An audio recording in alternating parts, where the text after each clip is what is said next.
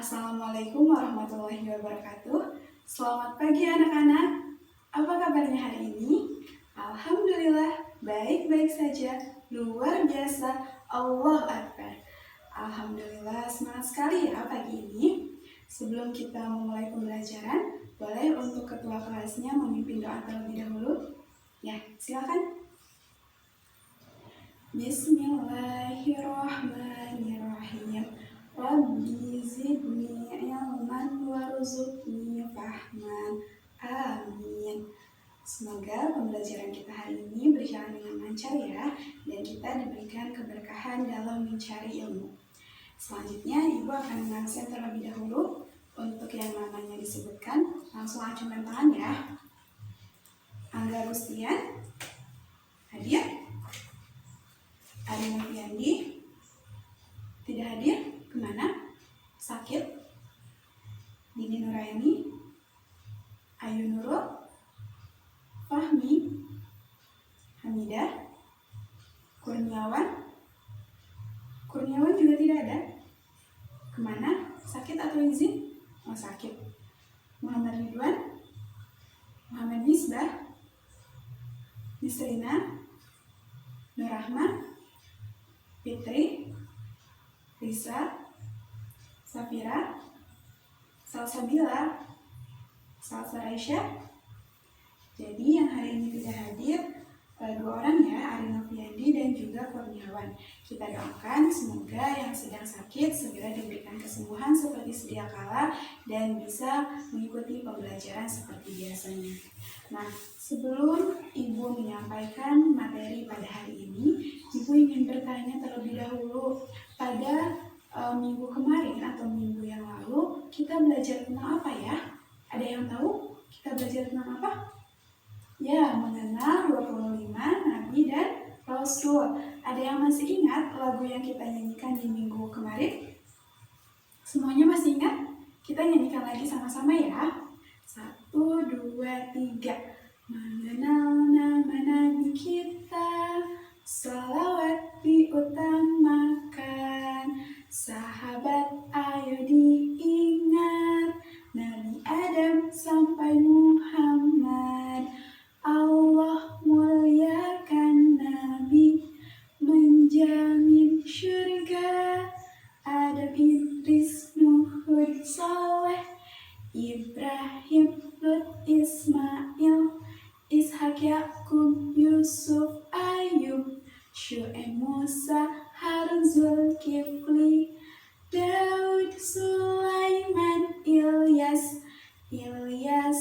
Yunus, Zakaria, Nabi Yahya, Nabi Isa, Muhammad Al-Mustafa. Hebat, semuanya masih ingat ya lagu yang kita nyanyikan di minggu kemarin. Nah, sekarang Ibu tanya, siapakah nama Nabi yang pertama? Nabi Adam, pintar. Lalu Nabi yang kedua? Nabi Isa? Belum betul. Coba yang lainnya, Nabi siapa? Nabi Idris alaihi salam. Kemudian kalau nama Nabi yang terakhir, Nabi kita semua, Nabi Muhammad SAW. Jadi Nabi dan Rasul yang wajib kita ketahui itu ada 25. Nabi yang pertama yaitu namanya Nabi Adam alaihi salam, dan Nabi yang terakhir Nabi Muhammad SAW. Nah, hari ini Ibu akan menyampaikan materi mengenai Nabi dan Rasul yang termasuk Rasul Ulul Azmi. Ada yang pernah dengar istilah Rasul Ulul Azmi? Ada yang pernah dengar? Siapa? Nisrina pernah dengar? Pernah dengar di mana? Oh, waktu di TK ya? Nisrina tahu arti dari Ulul Azmi itu apa? Belum tahu? Oh iya, kalau belum tahu, Ibu yang akan menjelaskan kepada kalian ya arti Ulul Azmi itu apa. Jadi semuanya harap mendengarkan penjelasan dari Ibu sehingga kalian bisa memahami materi pembelajaran pada hari ini. Nah, pengertian dari Rasul Ulul Azmi itu ada dua, pengertian secara bahasa dan juga pengertian secara istilah. Secara bahasa, Rasul Ulul Azmi itu terbagi ke dalam dua kata, yaitu ulul dan juga azmi. Ulul artinya memiliki sedangkan azmi artinya yaitu keteguhan atau tekad yang kuat. Jadi, secara bahasa, ulul azmi artinya memiliki atau mempunyai keteguhan yang kuat. Sedangkan menurut istilah, Rasul ulul azmi yaitu Rasul yang memiliki keteguhan serta tekad yang kuat dalam menyampaikan ajaran-ajaran Allah Subhanahu wa Ta'ala. Jadi, tadi pengertiannya ada berapa? Ada dua ya, secara bahasa dan secara istilah. Kalau secara bahasa, ulul itu artinya apa? Memiliki atau mempunyai, sedangkan azmi artinya keteguhan atau tekad yang kuat. Kalau secara istilah, Rasul yang memiliki atau mempunyai keteguhan dan tekad yang kuat dalam menyampaikan ajaran-ajaran Allah Subhanahu wa Ta'ala. Nah, itulah pengertian dari Rasul ulul azmi. Sekarang kita akan mencari tahu siapa saja Rasul yang termasuk ulul azmi. Ibu akan memberitahu kepada kalian bahwa Rasul ulul azmi itu jumlahnya ada 5.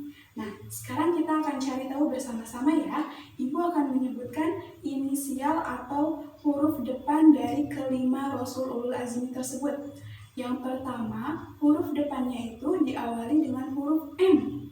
Coba kalian tebak siapa nabi yang berawalan dari huruf M? Nabi Musa, ya. Siapa lagi?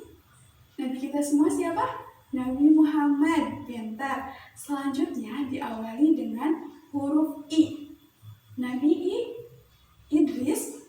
Bukan ya, Nabi Idris tidak termasuk dalam Rasulul Azmi. Coba tebak lagi siapa? Nabi Isa alaihi salam. Kemudian Nabi Ilyas. Nabi Ilyas termasuk tidak ya? Tidak ya, Nabi Ilyas tidak termasuk Rasulul Azmi. Yang lainnya? Nabi Ibrahim alaihi salam. Kemudian yang terakhir diawali dengan huruf N. Nabi siapa ya yang diawali dengan huruf N? Nabi Nuh alaihi salam. Jadi nama-nama Rasul ulul azmi itu yang pertama Nabi Musa alaihi salam, yang kedua Nabi Muhammad sallallahu alaihi wasallam, yang ketiga Nabi Isa alaihi salam, yang keempat Nabi Ibrahim alaihi salam, dan yang terakhir Nabi Nuh alaihi salam. Nah, sekarang kenapa ya kelima Rasul ini dimasukkan atau termasuk ke dalam Rasul ulul azmi? Karena apa ya? Karena kelima Rasul ini memiliki tekad dan keteguhan yang kuat dalam menyampaikan ajaran-ajaran Allah Subhanahu wa Ta'ala. Nah, Ibu akan menceritakan satu kisah, yaitu kisah Nabi Ibrahim alaihissalam ketika menyampaikan ajaran Allah Subhanahu wa Ta'ala. Nabi Ibrahim alaihissalam merupakan seorang anak dari tukang patung, atau ayahnya itu bekerja untuk membuat patung. Nama ayahnya adalah Azar.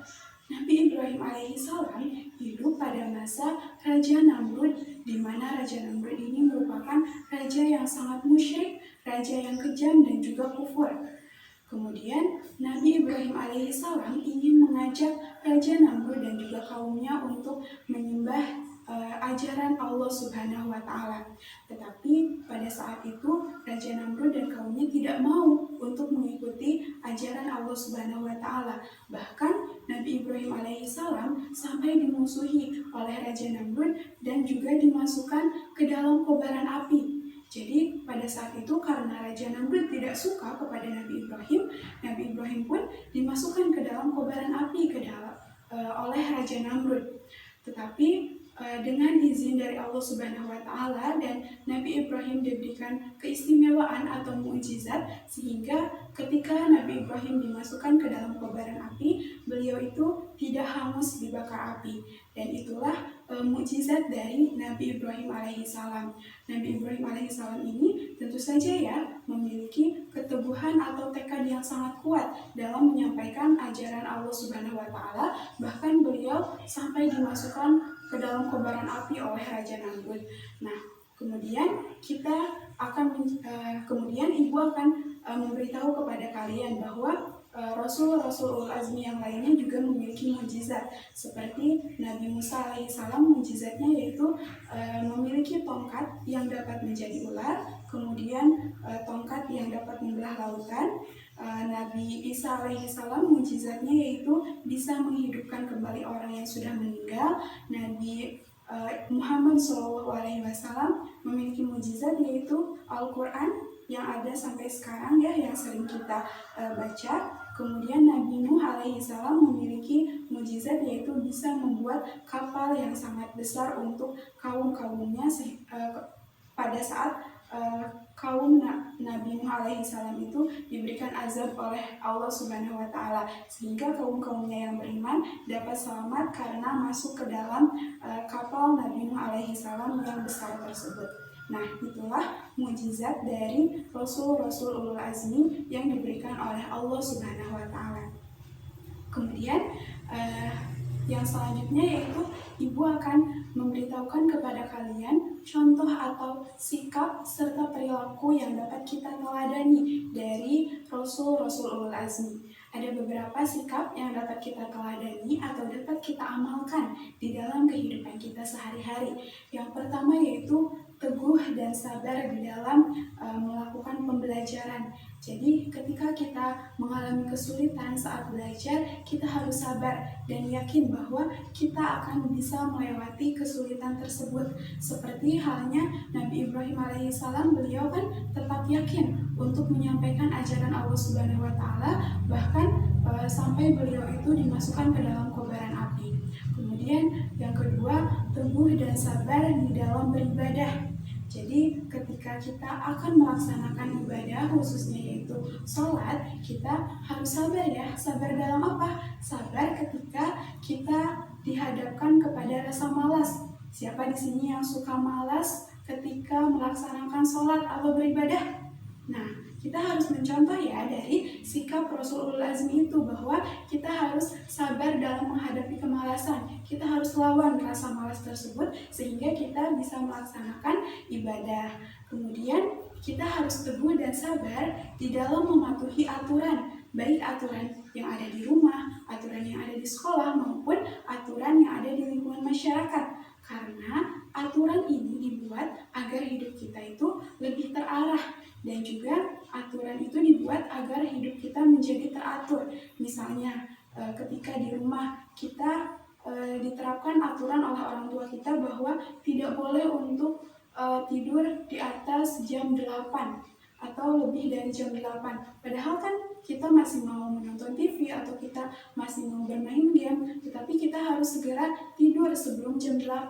Karena apa? Tujuannya yaitu supaya besoknya kita tidak terlambat bangun, kemudian tidak terlambat melaksanakan sholat subuh, dan bisa berangkat ke sekolah tepat waktu.